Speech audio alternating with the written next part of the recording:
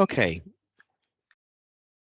so I'm going to share with you a new document, which is a PowerPoint.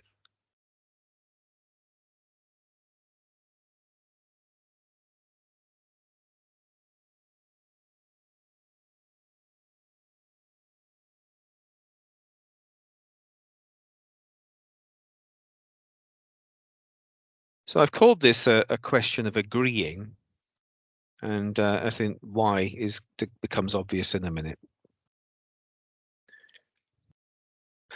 So can I ask you, what do you already know about paper 1, question 4? You'll all have attempted one. Let's see, what do you think is important to know about paper 1, question 4? Just shout out, anybody? Like, how much can you agree? If you agree Yeah. personally. Yes, so it's an agreement question, isn't it? You are literally asked, to what extent do you agree? That's actually the question itself. To what extent do you agree? And as you say, Kaiser, it is, you're going to agree totally, or you're going to agree partially or disagree partially. Okay, good. Anything else that people know about this question and what they've got to do in it? Use quotes. Yes, just like every question on paper 1, so question 2, 3, and 4 on both papers, you always have to use quotes. But you use quotes on this question as evidence only. You don't need to analyze the language or explain the quotes. You're just using them as evidence for your points. So whenever you make a point, you have to put some sort of quote or a line reference. You can say on line 22, such and such. You don't necessarily have to quote all the time. Good. Any others that you need to do in this question? If you disagree, you have to back up your points with the argument from the text. Yes, and indeed, if you agree as well. So if you say you agree or if you say you disagree, the paragraphs that you're going to write are the reasons why, and then they will be based on things from the text. Good. So this is what the question looked like on that exam paper, which goes with the text that we just read. You get a point that tells you what lines from this text that you're actually focusing on. So in this case, it's from line 19 to the end. You get a quote from a supposed student. I'm never entirely sure these students exist. I think they just make them up. A student said, "This part of the story, set in the hat shop, shows that the red-haired girl has many advantages in life. And I think Rosabelle is right to be angry." And then the question, to what extent do you agree?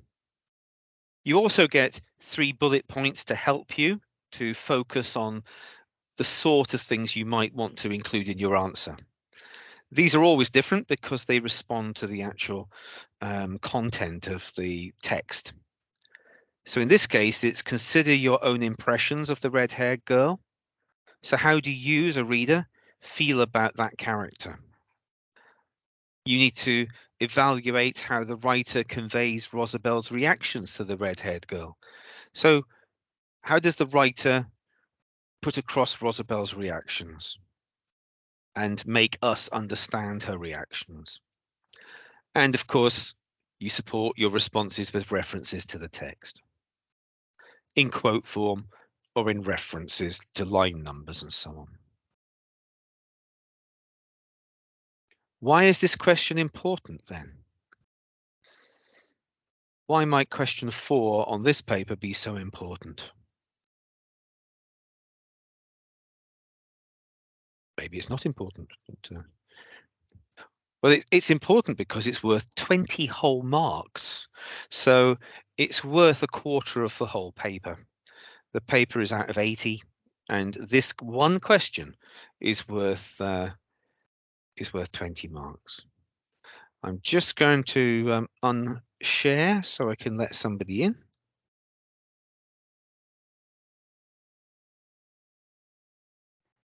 You in again, Hanaz. I think you slipped out for a second. And yeah, it is. It always happens. Yeah. And I'm just going to reshare my PowerPoint.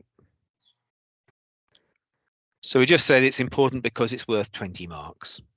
But I'm going to say something at this point, which is quite controversial, I suppose. It's not the sort of thing that teachers normally say. It comes from the examiners, and it was quite a surprise when they said it. We went to a conference of the chief examiners, and they said this about this particular question.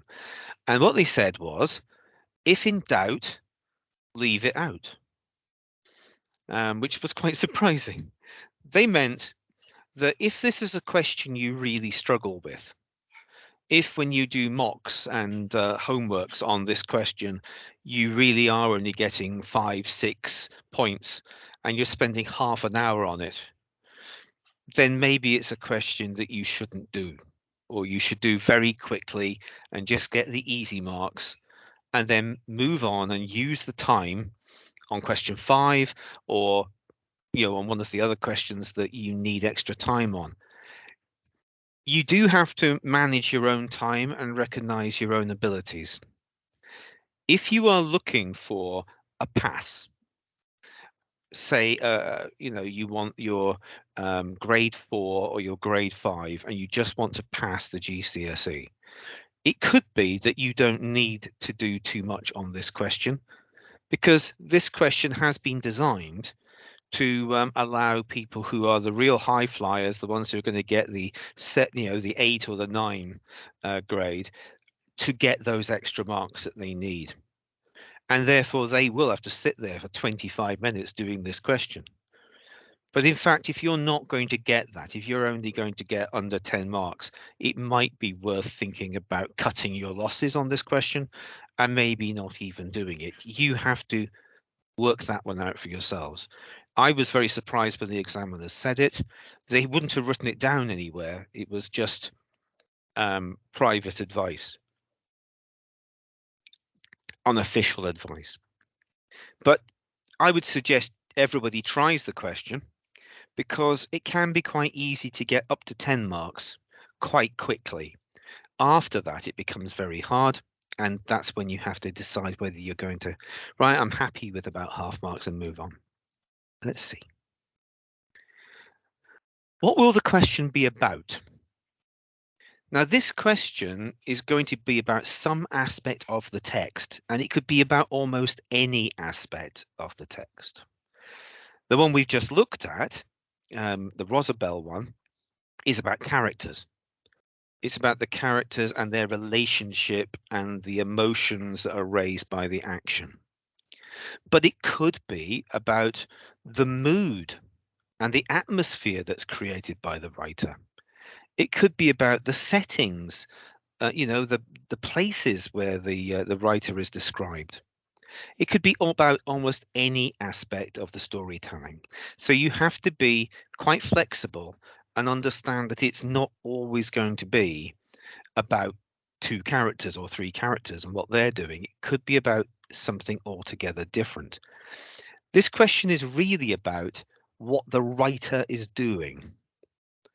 And when you are answering it, you should try and keep in mind that what you are commenting on is the writer's intentions, as well as the writer's skills in what they are trying to achieve. What is it for? It's to stretch your muscles in terms of reading and understanding. Not just reading for to get the story, but reading at a deeper level in order to be able to discuss the wider intentions of the writer. It's there to help you to show off how deeply you understand a text that you have written, that you have read, which you've only just seen and never, maybe never seen before, and you are able then still to be able to go quite deeply into trying to understand what the writer was trying to do. It also will allow you to bring in some outside knowledge to bear on the reading, that you can make connections with your own ideas and with ideas that come from different ways of looking at texts.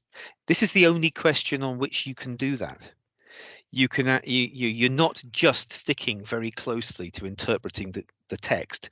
You are encouraged here to try and bring your own ideas and your own knowledge, maybe from things you've learned in different subjects, or a hobby you've got, or a job you've done, or from one of the perspectives that are used to analyze literature. In a word, then, this question is about sophistication, is about a more complex approach to literature. It's the most complex question on the paper. But don't let that scare you. At one level, it is simply, do you agree? And then giving some reasons why you agree. And that can get you to half marks anyway.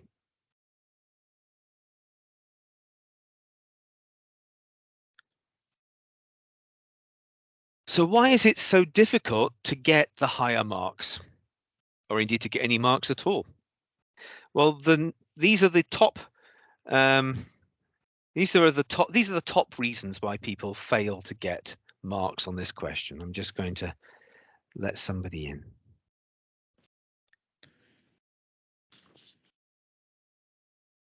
Hello, Nana. Hello. Hello. I'm just sharing a screen. Welcome. Thank you. So we're talking about why is it so difficult to get marks on paper 1, question 4.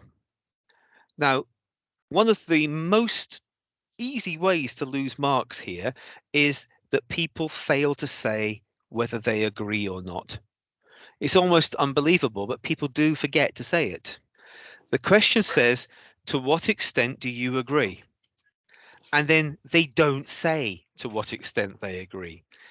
Perhaps because they think it's it's easy to read into their answer what they think, but you really do need to say it quite explicitly.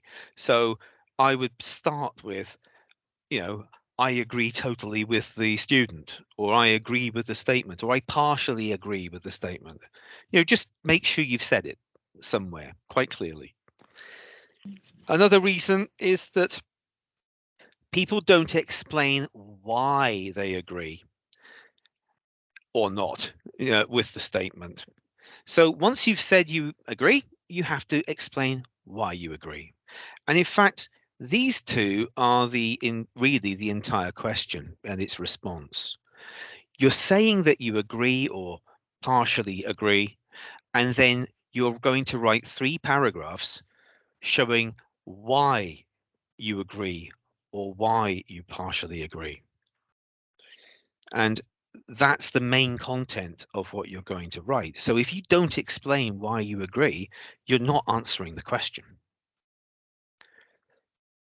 Also, and this is true of a lot of people's failures with the exam papers, is that they misread the question itself. In this case, they misread the student's quote. It is a long sentence. There's a lot of subclauses and commas in there. And if you get the wrong end of the stick with what the student is saying, you will then start saying you agree or disagree with something that isn't actually there. And although the examiners will mark what you've written and try and give you marks, if it goes way off, for them to give you the marks. So you must read the student says bit very carefully and understand what it means. What is it that you are saying you agree with? Yes. People don't follow the bullets or look at the bullet points, and therefore don't include some of that content that the examiners have actually told you they want. If the examiners are telling you some things they want in the answer, it's a little bit strange not to put them in. And finally, again, with all these questions, there are people who don't use quotes or don't give examples to evidence their answers. Every point you make must have a quote from the text as evidence. As I said earlier, you don't need to analyze that quote. You don't need to explain the quote, but it needs to be there to show the part of the text that you are referring to, that you're getting your ideas from. And really, if you avoid these mistakes, you should be getting marks. Are there any questions at this point so far?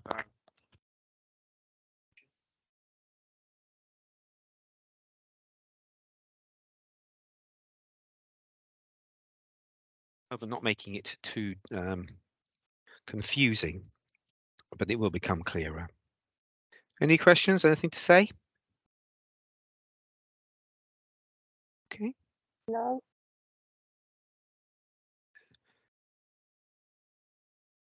So go on, go ahead, speak. Yeah, when you said don't use the quotes from the student, Yes. so how do we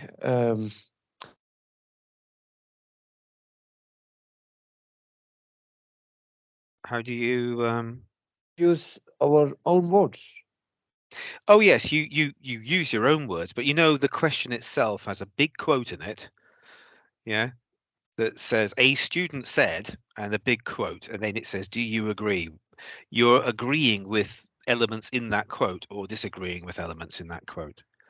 But if you misread them, then if you misread what the student has actually said, you're likely then to say things which aren't on the examiner's mark sheet. It's like you're answering a different question.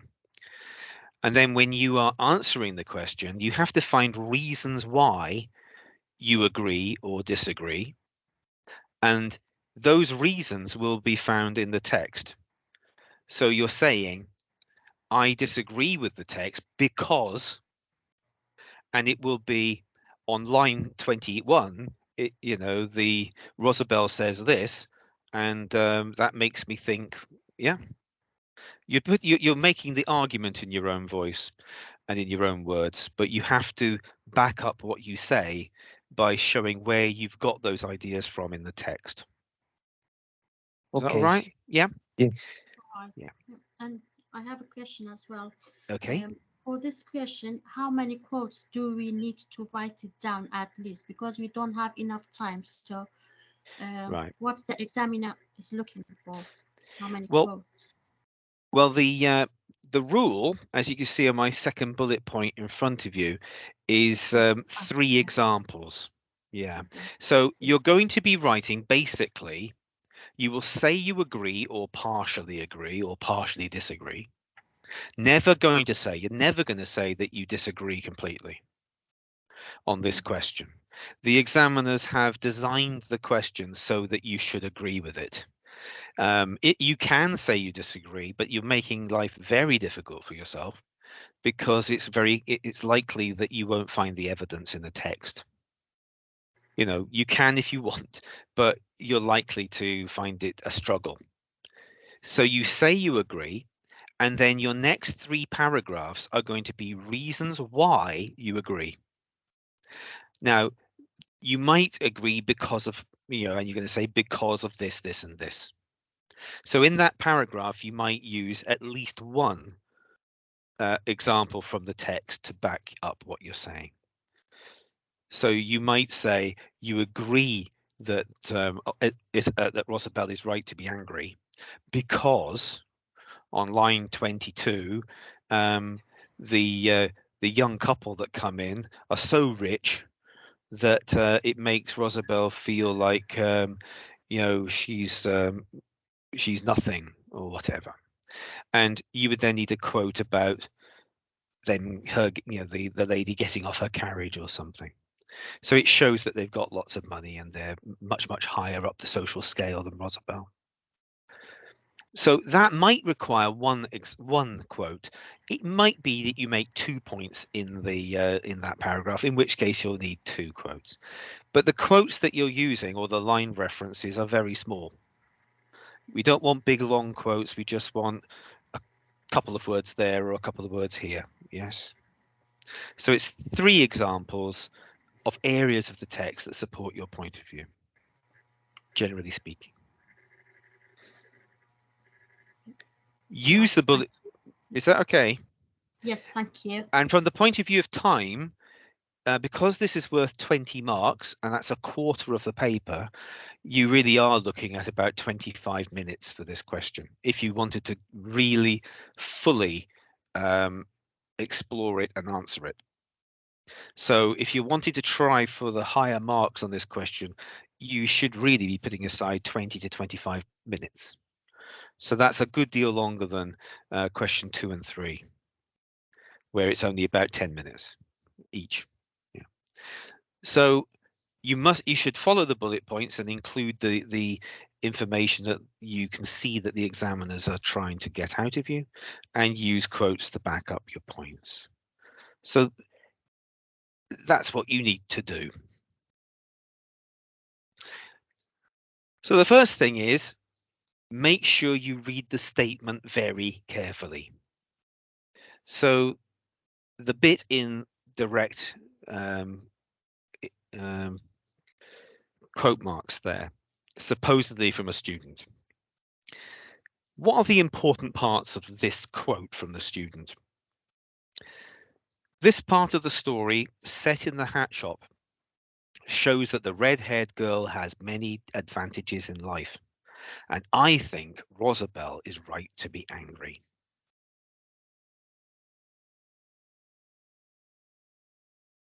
So you can see that the main points are set in the hat shop.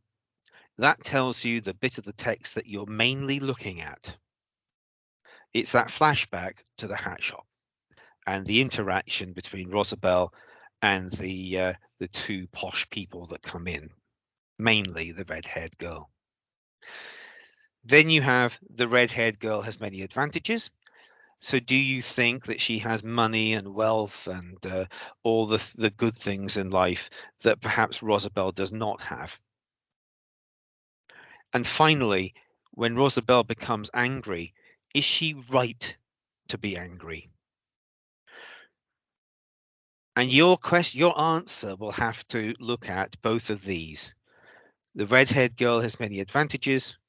Rosabelle is right to be angry. The set in the hat shop is just to give you the idea of what part of the text you're looking at. Although, given that you are looking at that bit, it doesn't mean you can't refer to other parts of the text, like the beginning with her little bunch of flowers, if it is relevant to understanding the relationship between the red-haired girl and Rosabelle. Now, do you think that this means that we look at these 2 things separately? The red-haired girl has many advantages. Rosabelle is right to be angry. Can we look at those 2 things separately, or are they connected?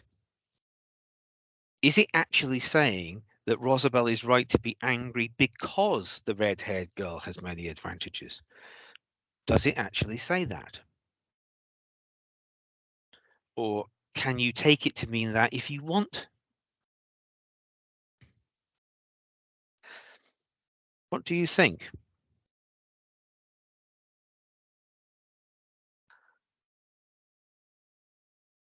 It is quite ambiguous, and these questions often are ambiguous. They give you some room to interpret them. Certainly, there is a comparison being made between the red-haired girl and Rosabelle. The red-haired girl has many advantages that an ordinary working-class girl does not have, such as Rosabelle. But if Rosabelle is right or wrong to be angry, you must make up your mind why, in the first place, she becomes angry.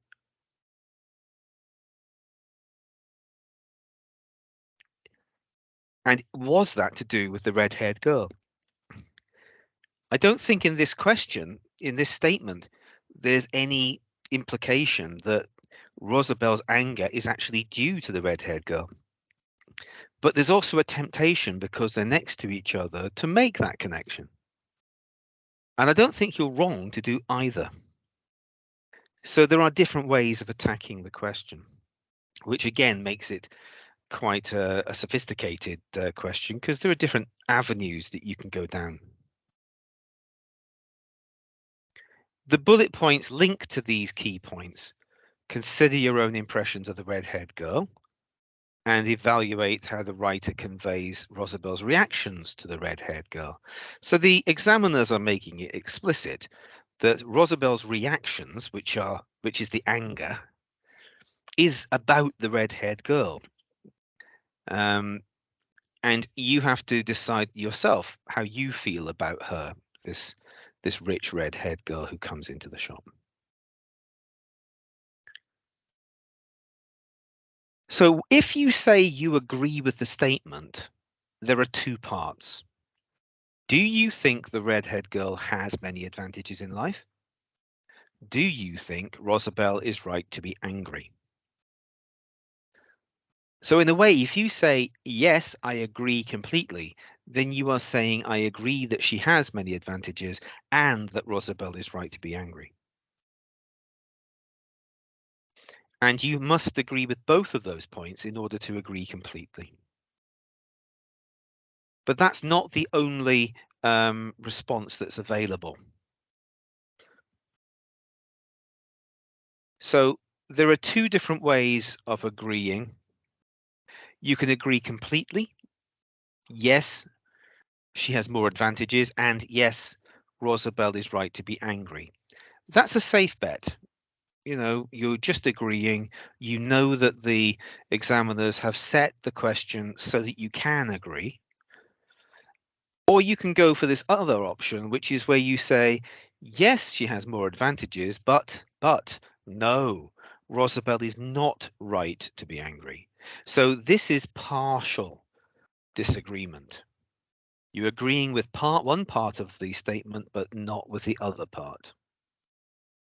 And that perhaps gives you more ability to be sophisticated in your answer, because you're differentiating between the different parts of the question. You're saying, yeah, of course she's got more advantages, but Rosabel there's no reason why Rosabel should be angry about that. Now, somebody asked me this afternoon, very good question. Can you get the same marks if you go for just agreeing? Or should you go for the yes, no, the partial agreement, if you want to get the higher marks? Well, the examiners said that although it's easier to be complex and sophisticated if you go for the partial agreement, they have designed it so that you can get full marks just agreeing with all the propositions. So yes, you can just agree with both statements. Any questions since the last time I asked? Yeah, I have. Yeah, go ahead. So when you're writing it, you could say like, I agree with, and then explain why. And then on your next paragraph, say I don't agree with. Like how do you start it? Your paragraph if you don't agree wholly. Right. So you could right at the beginning say, I partially agree with the statement. I think that Rosabel is right to be angry, but no, I think that the girl does have more advantages, but I don't think Rosabel was right to be angry. And you put that in your first line. And then maybe, as you'll see, paragraph 1 and 2 will be about why you agree that she has more advantages. And then your third paragraph is why Rosabel is not right to be angry. Okay. Or you can do it the other way around. You know, so like you a quick summary of what Yeah. you think. Yes. Thank you. Yeah. Remember, you don't get any marks on this part of the paper for how nicely and concisely you've written. There's no marks for the writing of the answers. There's no marks for punctuation, spelling, grammar. There's no marks for how beautifully it's composed. You can just put it, you can sort of get it down almost in note form, really. As long as the content is there, they will mark it. You're not being marked on the first half of the paper for your writing skills, only for your reading skills. It's worth remembering. So if we give a short answer, Yep. they will give us full marks, or I think if you're giving very short answers, this is a complex question, and in order to get up in even above 10, you are going to have to give quite a lot of content in your answers.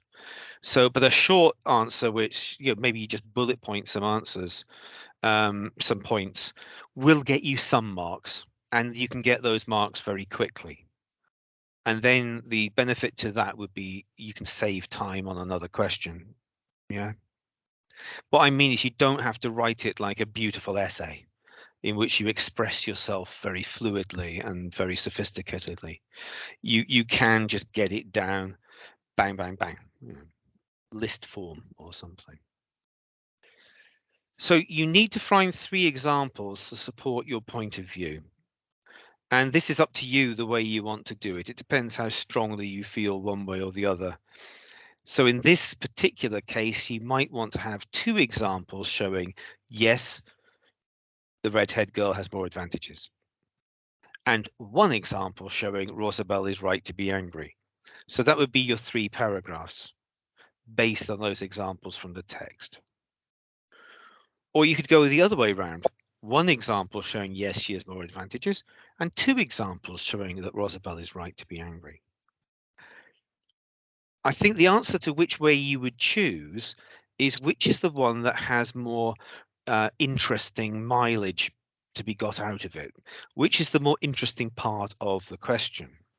And here it's fairly obvious that the red-haired girl has lots more advantages. So maybe you could deal with that in 1 paragraph. And then the more interesting part of the question is Rosabelle right to be angry? Because you have to address why is she angry? And given that she is angry, was she right to be angry? What is it that causes it? And I think because that's more interesting, the examiners might be more generous with marks if it's about that one. So maybe the second example here is the best way to go. So 1 paragraph about the advantages, 2 paragraphs about Isabel's anger. What causes it? And is she right to be angry anyway? The key word in this question is. Excuse me, I have a question. Yeah, go ahead. It is good to write about our opinion, or just we should keep the facts or information from the text. Right. They are looking for your opinion, as I'll go on to. This is the question where, unlike on the language question and the structure question, you are actually being encouraged to give your opinion. It's about how well you understand the text and understand what the writer is trying to do. So you're giving your own theories about what the writer is trying to say. So you're discussing why the writer has done what they've done. What is it about Rosabelle that makes her angry? There is a mystery there. You're trying to solve it. So you are saying it in your own words. You're just going to be looking for the clues that will help you are in the text. And later we'll talk about bringing in outside knowledge as well, which you can use to explain what you think the writer is doing too. So yes, there's plenty of scope for you to bring in your own ideas here. Again, it's the more you do that, the higher marks you're going to get. You can get, up to 10 marks simply by doing a very basic answer about, I agree because it says this, it says that, it says the other. But if you want to go higher, you will have to discuss it and give your own reasoning. Yeah. I have a question, please. Yes, of course. So does it mean that it is for this type of question, it is enough only 3 paragraphs. And Yep. also, this test, is it taken out, this passage, is it taken out of a test? Or that is the main question or the main test? Right. So the one we're looking at, Yes, the about one, because Rosabelle. I'm not Yep. able to find out why. So I was about to ask, I'm not able to find out why Rosabelle is angry. So can I make an assumption? Yes. You know, that's the thing. The reader is being left to make up their own mind as to what's going on there. As a lot of adult fiction does, you know, the writer has made her have this moment of anger. We see it. The redhead girl and her boyfriend don't see it. What does it mean? Why did she suddenly become angry? Does she even understand it herself? And then that means it's open to you to interpret it. And you can actually interpret it bringing in outside knowledge, things from your own life, things from your knowledge about the way people behave, from, you know, from psychology or even from politics. You know, why? What's going on there? What is the writer trying to show us? There is no right answer here. It's for you to interpret and to try and explain. And the examiners are looking for people attempting to do that. They don't expect you to know, they expect you to try to put forward theories, to put forward your own ideas. And that's where the input it becomes very personal, and no two answers are going to be the same.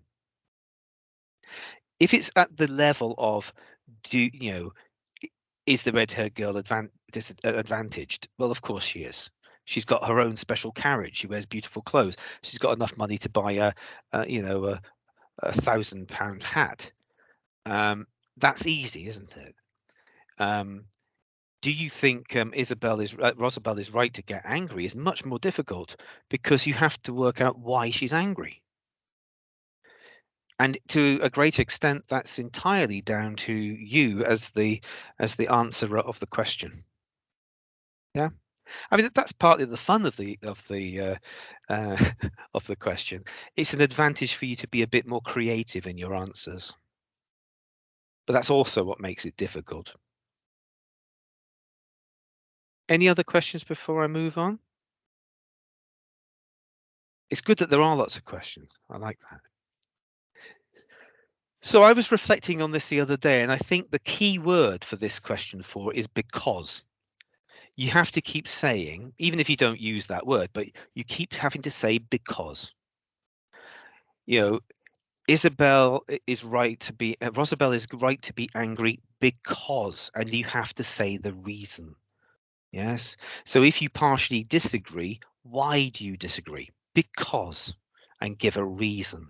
And those reasons are up to you to find, and you'll find them by interpreting the text, because that's the reality in which this is happening. But it's up for you to find them and to interpret them. And within those parameters, as long as it's not completely crazy, the examiners will go with you. And they want to see you attempting to stretch yourself in this question.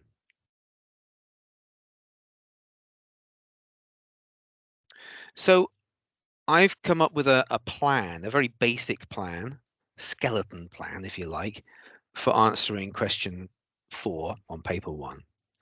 I would start, I mean, this is to say there are different ways of organizing it. It's just, this is an easy thing to remember, I hope. You start with a first line where you actually state quite clearly, do you agree completely or do you partially disagree? Remember, those are the two options. You either agree completely or you only partially agree, or you partially disagree, because we're not going to say you disagree completely. And you say so. So just one line in which you say explicitly whether you agree or you partially disagree. Then you have 3 paragraphs in which you give reasons why you have said that. And you explain it by saying because, So paragraph 1, give one reason why you agree, because, and whatever you say needs to have at least a quote or a line number as a reference, because it comes from or it refers to that part of the piece of text. Paragraph 2 is the same. Another reason why you agree, because, with a quote or line number.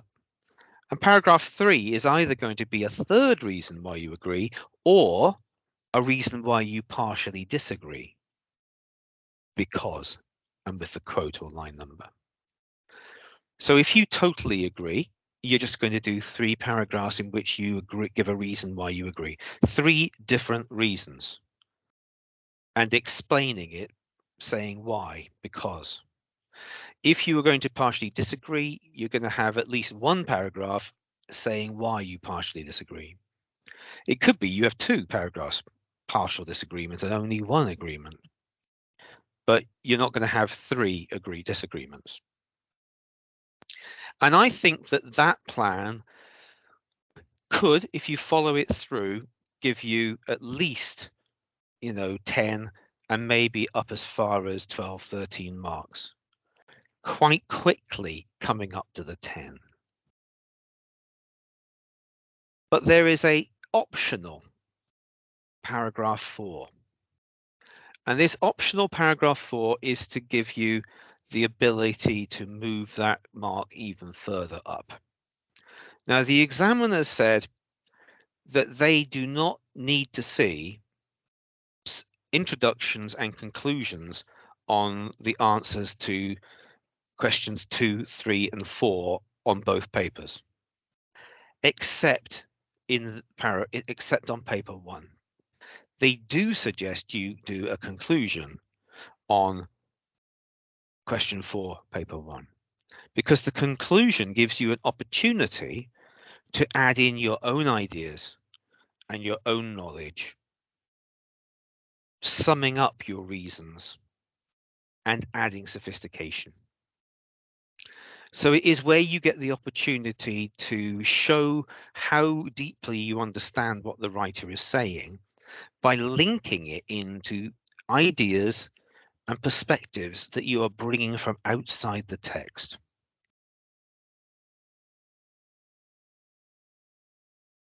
What do I mean by that? I'm talking really here about lenses. So you understand what a lens is. What's a lens? L-E-N-S. Like the view. It's a view, yes, because a lens is what you look through when you focus on something, isn't it? You have a lens in your eye, you have a lens on your glasses or on your camera and so on. So a lens is a way of looking at something.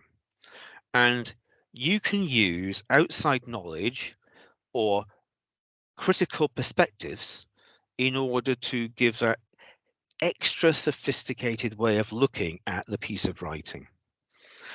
In the study of art and literature, there are certain traditional ways of looking at the meanings in a work. And I've got some of them here for you to have a look at. Some of them will fit a particular piece of writing, and some of them won't. And it depends on the subject matter, and it depends on the way you think the writer is trying to see the world. So the most common are political, psychological, and feminist. The political point of view is when you're looking at the way power works in a particular structure. Because it's looking at power and the relationship between groups of people in a society, it's named after the gentleman with the big furry beard up in the top right there, Karl Marx, who looked at and tried to understand the way that Victorian capitalist society works by having social classes. Now, remember the information box on Rosabelle, the story, mentioned made a point of mentioning that she was a working class girl, a lower class girl. And so the examiners are already flagging to you that there is a political element to this story, or could be. Marx took the view that British society particularly was broken down into three major classes. There was the upper class, who had all the wealth and all the power. Then you had a larger middle class, who did a lot of the sort of the white collar work, owned shops, were professionals and so on. They work for the upper class, but they have less power and less money. And then there was the massive majority of the population at that time, who were called the working class. They did all the hard work. They often worked with their hands, or they did physical labor. They got very little money, and they had no power, unless they all stood up together, such as when they went on strike, or maybe when, or if the worst came to worst, they had a revolution, as they did in Russia, for example, in 1916. So Marx's theory is that these classes are actually working against each other. They're in conflict. And the power that is held by the small elite, the small percentage at the top, is often used in a way that the working class don't even realize that they're being oppressed and that they're being used. They are used to generate the wealth that the very rich take mostly for themselves. And there was nobody there at that time to force the rich to share their money with the poor. You know, later on we have such ideas as the welfare state, which redistributes money to the majority a little bit, but actually at the time that the Rosabelle story was written in 1908, it was very much a dog-eat-dog world. The people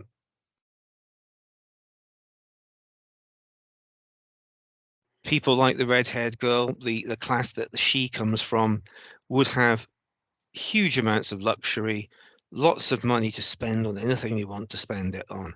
And they would have servants, they would have people running to do anything they want for them. They would even barely think about what the effect of that was on the people who worked for them. So you might see a Marxian or a political explanation for Rosabelle's anger. Maybe in that moment when the girl says to her, "The hat really suits you beautifully." And she realizes that she could never afford to buy a hat like that in her life. That hat probably costs half a year's of her earnings. And that the red-haired girl just buys it to go for lunch in. That difference between them becomes apparent. She notices it momentarily at that point, and it makes her very, very angry. She may not even understand it herself. The sort of the blindfold comes down from her eyes, and she sees the world as it really is, in inverted commas. That would be a Marxian perspective on the text. And because the examiners have used the word class in their context, maybe they are prompting you in that direction. That Rosabelle represents the working class. The red-haired girl and her boyfriend represent the upper class. And so a political explanation might be possible. In other texts, you might want to look more at the psychological. What's going on in the minds of the reader, of the characters? And looking at characters and trying to decide what's going on in their minds is usually attributed to a man called Sigmund Freud. He's the gentleman with the cigar at the bottom there, an Austrian psychoanalyst who created psychoanalysis in the late 19th century. So a Freudian perspective would be to look for psychological reasons for people's behavior. Is it because they had an unhappy childhood? Is it because they have an obsession? These are and what is the causes of those obsessions? If you can only find out what's making the characters unhappy, then maybe you can change the way they behave and so on. It's looking at therapy, looking at trying to understand people because of something that's hidden but might be understandable. So many stories you get might be open to an interpretation that comes from psychology. Now, one of the best uses of this that I've ever seen from a learner was actually psychological. Have you all read the piece of writing which is about the boy called Alex whose mother is dying perhaps, and he has this horrible dream about the bird taking her away? Have you read that one? Yeah. There was a lady who did an answer to that question, and she had been through bereavement counselling a couple of years before, and she had learnt about the stages of grief, which is a psychological idea that we respond to grief by going through different stages. The first stage, I think, is just not believing it. You just block it out. We don't agree with it at all. It's not happening. It's denial. Then you go through the stage of anger. And that was where, and eventually you get to acceptance. But she was saying that Alex was in the stage of anger. He was angry at everything, even his mother for being ill, which is completely illogical. Why would you're so upset about your mother being ill, you're angry with her. And yet it's perfectly normal. It's a normal reaction to the grieving process, if you understand the psychology of the situation. And so because she'd been through that course, she was able to apply the stages of grief to her answer to question 4 on that paper. Just as an example. It's just something she happened to know, but it was a really good way of using that outside knowledge. So there's looking at the psychology of the characters or the situation. Another one, which is linked to the Marxian, is a feminist reading. So the feminist perspective is represented here by the wonderful Germaine Greer, the lady down at the bottom there. That's her in the 1960s. Germaine Greer is still, I think, an honorary professor at the Warwick University, but I don't think she gets to Warwick very often these days. But she wrote a groundbreaking book about feminist theory in the 1960s called The Female Eunuch. But feminism, in its purest form, it looks at again, conflict and struggle between the two sexes. So the idea that the world is male dominated and that women are often subjugated or even victimized by men. If you're looking at the relationship between characters through that lens, that might help you to understand and to then talk about what's going on in the story. I don't know if any of you have looked in your textbooks at the story about the husband and wife, where the husband gets really angry about the wife's cooking about the rice, and he spits it on the floor and then makes her clear it up. Has anybody read that bit? It's in your textbook, but it's a very horrible piece of writing, so maybe your teachers have avoided it. Yes, I know. I read. Yeah, it's very terrible. It's a horrible piece, because eventually he forces her to he puts stones in her mouth and forces her to chew the stones and break her teeth. It's terrible. It's horrible.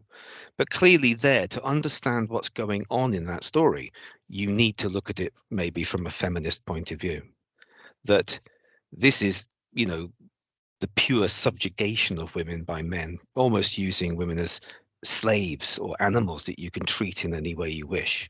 And to try and understand fully that kind of conflict, that kind of relationship, may require a feminist point of view. One that is quite pertinent, maybe to Rosabelle as well, is a historical point of view. That is understanding, or trying to understand, the actual what was going on at the time that the piece of writing was created.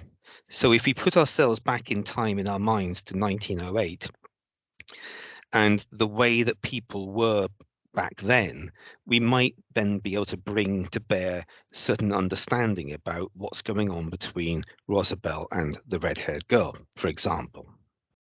You might get another text which is set in the 60s or the 70s, and knowing a bit about that might help you.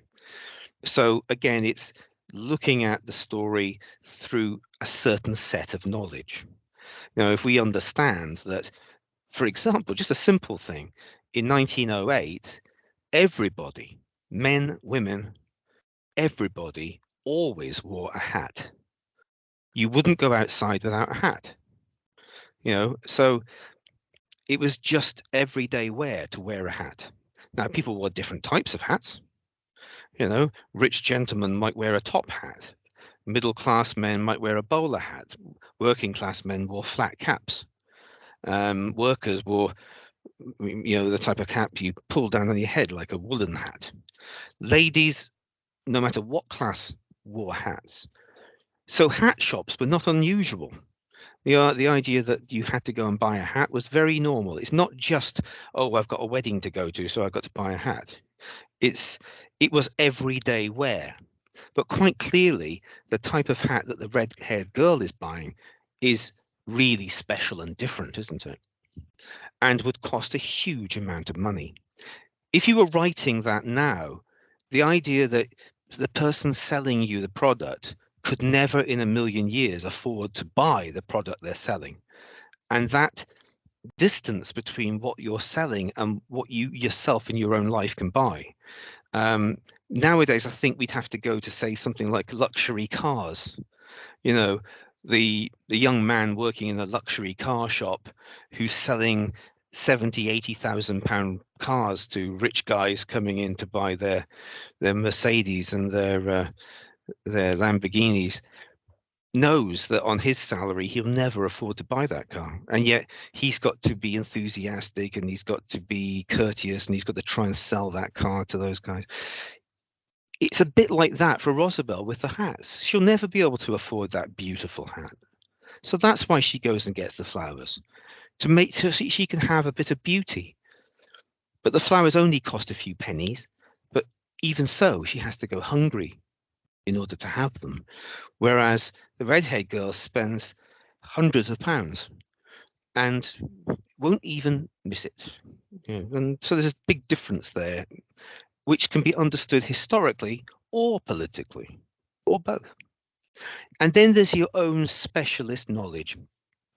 So like I said about the woman who understood about grief counselling, there might be areas of understanding that you have from your own work, from things that you've studied, things that you do as hobbies, or just enthusiasms that you have. Maybe you watch lots of nature programs and the piece of writing is about nature. It could be. Or it's about climate change, and that's something you know a lot about. Any sort of knowledge you have from the outside, you can bring to bear in interpreting and understanding and explaining what you think is going on in the story. And that's what I mean by using this outside knowledge, these ways of seeing, these lenses, ways of giving extra value to your interpretation of the text. Okay. It's also an excuse to have pictures of Sigmund, Carl, and Germaine on the same page here. Any questions about anything that we've talked about so far before we have a short break?